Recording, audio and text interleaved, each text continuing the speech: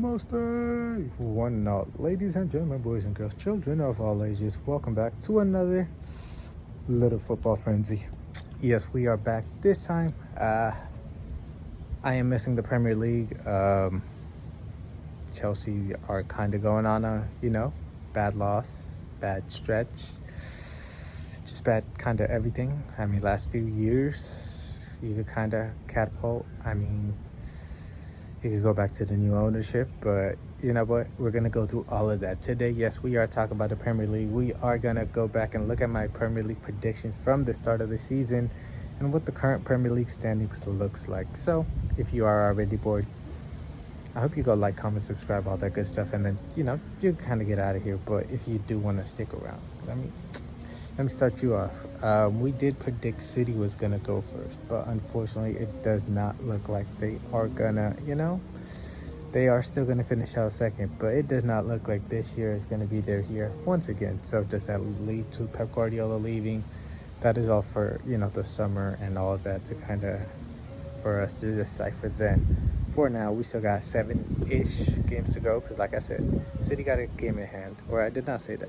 But City does have a game in hand. So it is 70-61 currently with the game in hand for City, 1 and 2 for Arsenal and City right now.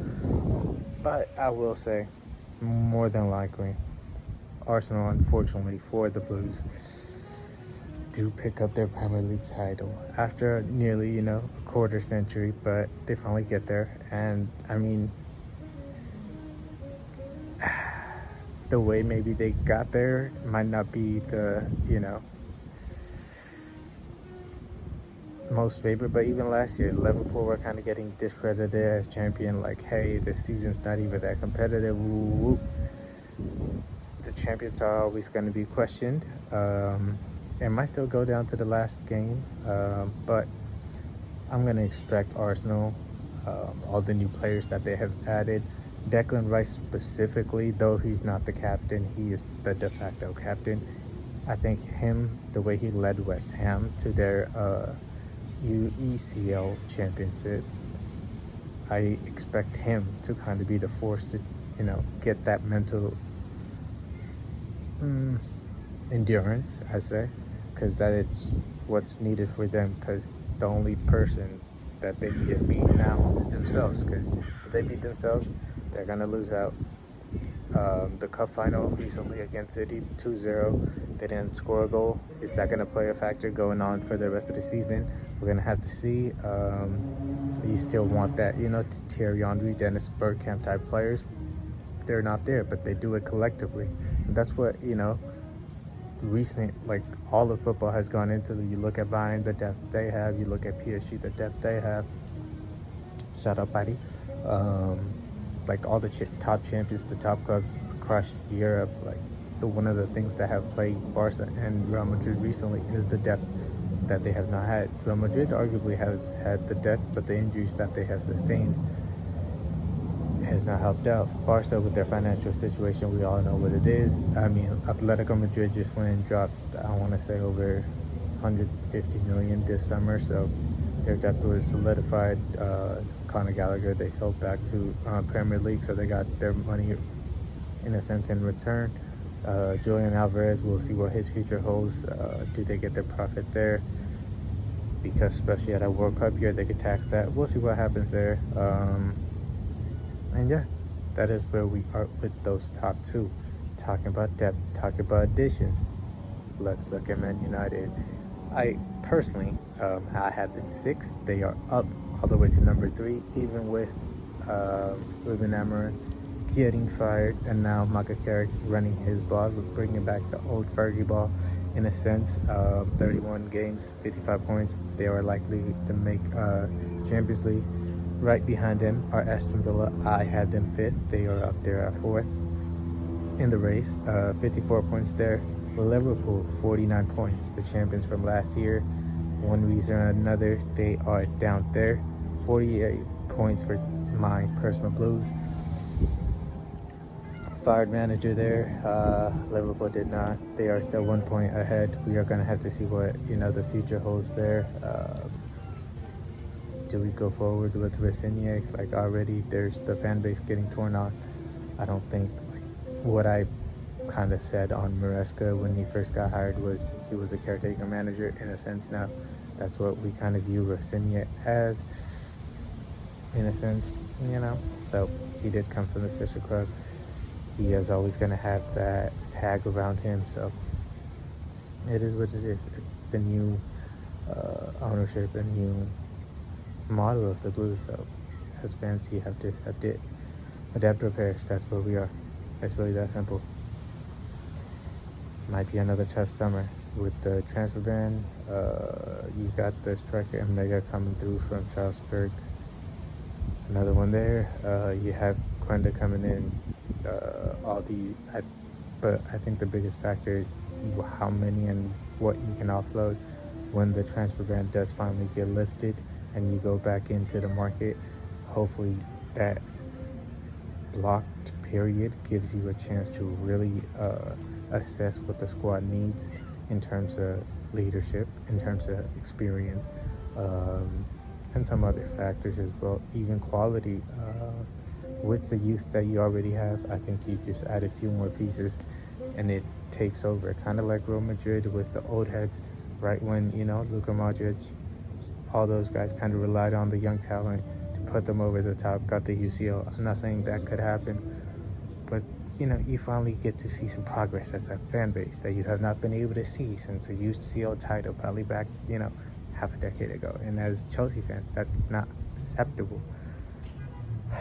Talking about acceptable, the team I had 16th is at number 7 with a brand new manager. Thomas Frank left them, went to Tottenham. That experiment did not work out for either party. However, Brentford, I think they might have probably locked out the best out of that whole situation.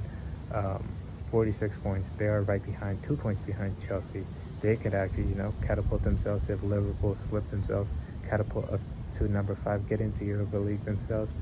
And that's gonna, like in the English media, that's probably gonna create a catastrophe having, Liverpool and Chelsea miss out to, or Brentford with a brand new manager. I think, that's. And when you look at Everton, I had them at number 12. I did not have them, but kind of like in that relegation battle that like they were last year. New stadium, new vibes, Moyes ball back. I thought Jack Grealish, if he had stayed healthy, this is where I would have expected them. I think I probably predicted that they might even get into like 6, 7. But yeah, that's where we are with Everton.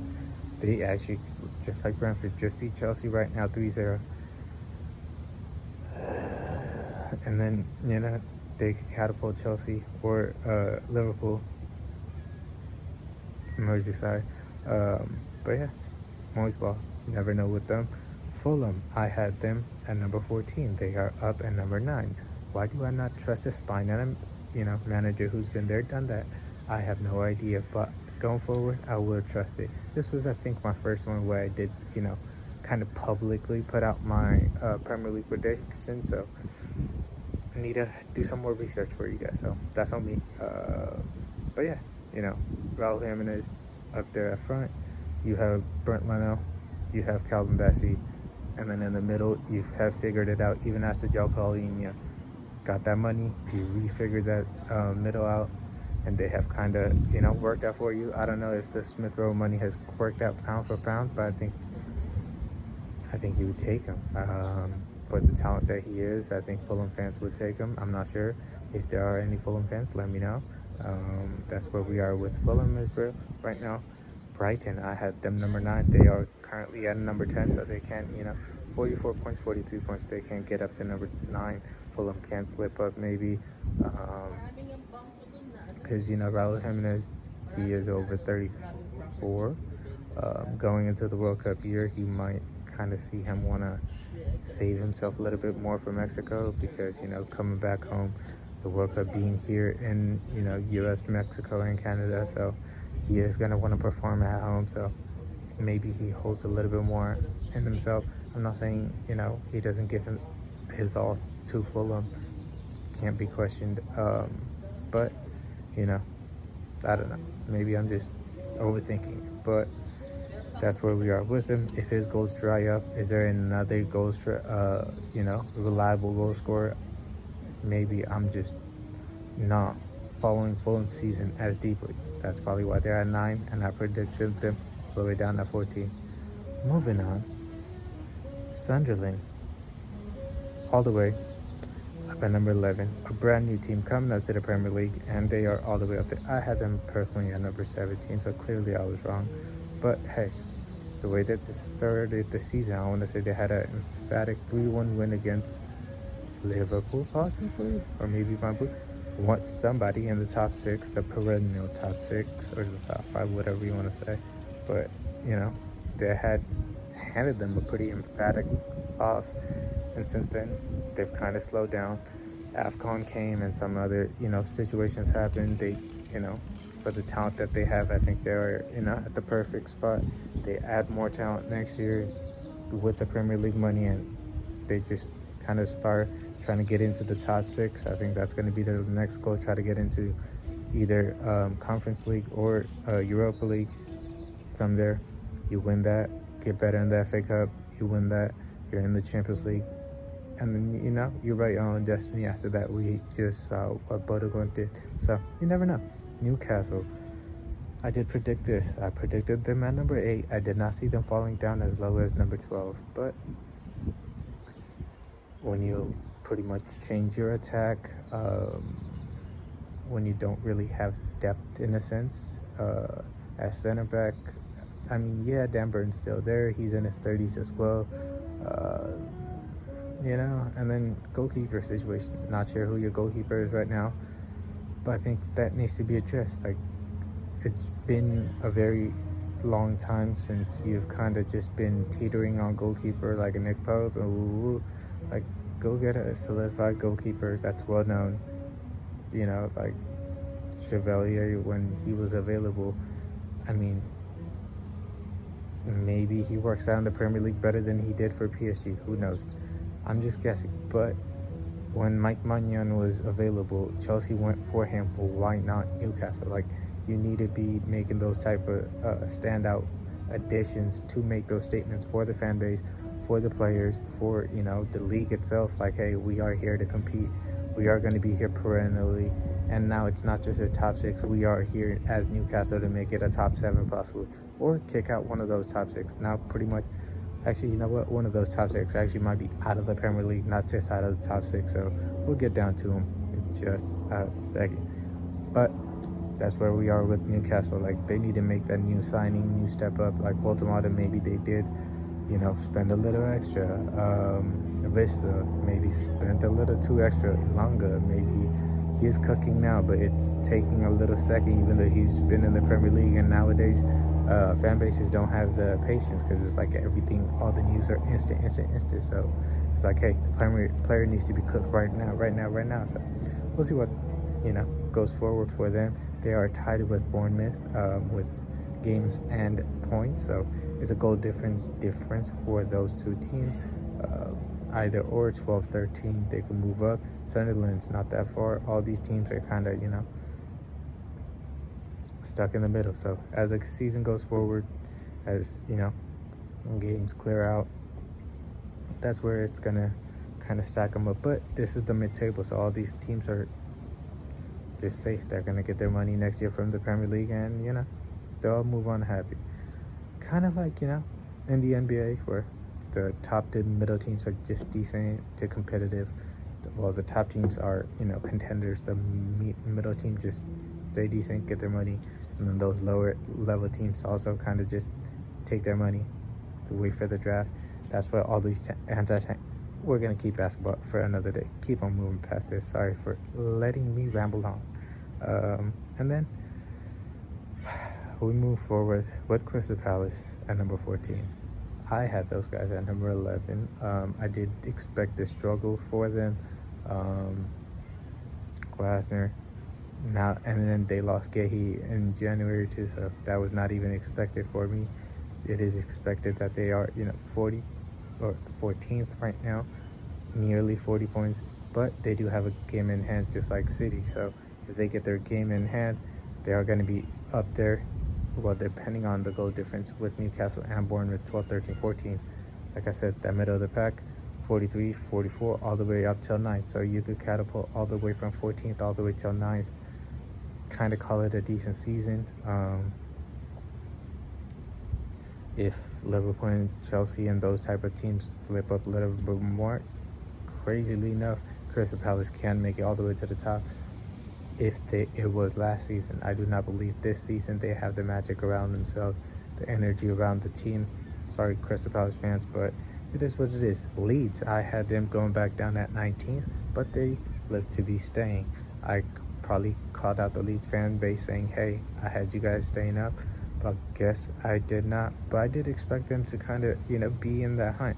I expected West Ham to be one of those teams going down, which we'll get down to in a second. But Leeds, 31 games, 33 points. They're teetering, depending on their form. Their goals have dried up from what it was early in the season. They did pull off, that Elland Road miracle against my Blues. And then the other one I do believe was a draw as well. So they have pulled their points, but it is at the end of the season. Can they pull their points now? It's going to be tough. We'll see how their schedule holds. Next up is Nottingham Forest. This is why I say it. They're only a point behind. They're going to want to get out, get a little bit more safer, have the last 3 games where they could kind of breathe without having to worry about relegation. So we'll see what happens there.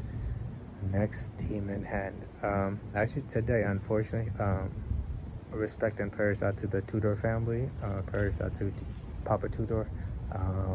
And, Igor did, I don't know if it was by mutual decision or he got sacked or if he quit. But whatever the case was, at this time, family's first. So I hope he goes and takes care of that. And for the Spurs, where'd he go? Is it Sean Dyche ball? I think that is where they are going to lean to. And that might be a way because he is, the hard-headed. Like, he will get that.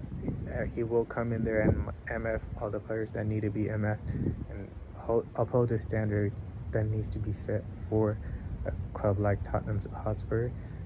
I am not sure you go into next season with them. Just kind of have that already, talked through. Like, hey, this is a short-term thing. Kind of get through us in this. Just save us, and then hopefully you get a job next season. This is kind of like an audition for you. And kind of help us out in that sense. And yet they have to aspire better next season if they are to survive. But that is where they are at. 31 points at number 17, right at the brink of going down to the championship. Right now, West Ham, however, is taking care of that, down with 2-point difference, 29 points. And then Burnley and Wolves, those two. Wolves got saved by the skin of their teeth last season. Losing Cunha, there was probably going to be no chance this season, and it just looked like to be the case. They are 20th. It does not look like they are going to get up any. The interesting thing for them is, are they going to get any points this season? Burnley, after losing James Trafford, I don't know, if they're the same, especially in the back end. We'll see. They'll probably do great next year in the championship again. See you guys back again after that. And then for West Ham, it's just disheartening for that fan base, especially in London too. 2 of these teams are from London, and West Ham and Spurs. So even Nottingham Forest, so out of pretty much 3 of the last 3 teams, one of these teams from London's going down, which is impossible to think about, unless, like I mentioned, Leeds, the goals dry up, and somehow, someway, all those 3 teams somehow, someway survive. Because, you kind of rely on a Bowen and a Somerville to kind of help you out attacking-wise. Spurs, there should be some goals somewhere, just somewhere. And that defense is finally not in the injury table, so hopefully that kind of saves them. And then, like I mentioned, look into the future. Whatever the summer holds, that's where you are with them. Nottingham Forest, same thing. Are they going to survive? Are they not? We'll see. I had them personally at number 10, so clearly wrong with them. Clearly wrong with a lot of them. Like I mentioned, I will do my homework next time around this time. Let me know what your thoughts were. We still got 7-ish games to go in this Premier League season. So anything could happen. Like I mentioned, the middle still very, very kind of conjoined with all those points. Same thing, like all the way from 15th to 18th. You never know who goes up or who stays up, who goes down, what is going to happen in the middle, and what is going to be the end. I think pretty much United and Villa have solidified their Champions League spots. How is Liverpool going to hold on to, or is Liverpool going to hold on to their Europa League spot? If they don't, does Arne Slot get fired? Is Chelsea going to move up? Is Brentford going to catapult them? Is Everton going to catapult them, even with a Grealish injury? But they got my boy Tyreek George. Shout out to him. Hopefully they give him the chance to go shine on that left side with the Grealish unfortunate injury. Yeah, and then in the middle, like I mentioned, from 8th all the way till 13th, anything can happen. And from 14th all the way to 18th, anything can happen. This is why the Premier League is arguably the best league, because the physicality, yeah, the goals, man, the talent, but the drama of all of this, that's where we are with this season's Premier League. Still got 7 games to go, so stay tuned for the rest of the season once the final international break before the World Cup gets through. Stay tuned for more jump ball. Stay tuned for more football frenzy. Stay tuned for, I don't know, maybe some more other content, or just go back for the last content. Go back and watch the last season quick takes, last editions of Football Frenzy, last editions of Jump Off, whatever you like, whatever you want. Let me know if you do want something else, so I could get into that.